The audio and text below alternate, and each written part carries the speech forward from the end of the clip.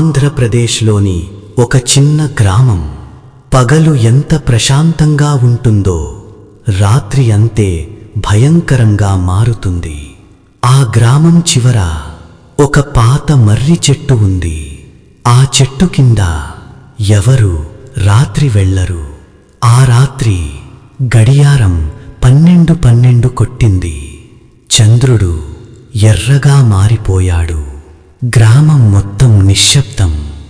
కాని మర్రి చెట్టు కింద మాత్రం ఏదో కదులుతోంది.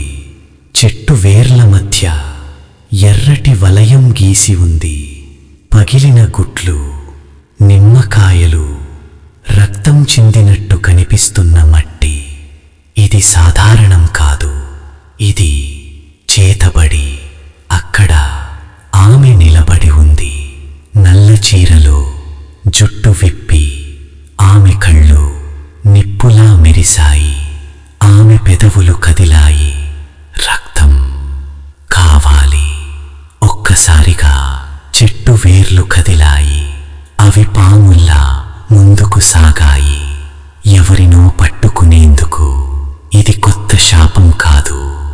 25 సంవత్సరాల క్రితం ఈ గ్రామం ఒక నిర్దోషిని మంటల్లో కాల్చింది.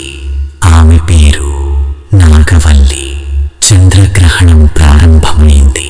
చంద్రుడు రక్తంలా మారాడు. ఆమె ప్రతిజ్ఞ ఇప్పుడే పూర్తవుతుంది. నాకు ప్రతీకారం కాదు, నాకు శాంతి కావాలి. మంటలు పెరిగాయి. చెట్టు కూలిపోయింది. కానీ ప్రతి సంవత్సరం 12కి ఆ చెట్టు దగ్గర ఒక స్వరం వినిపిస్తుంది.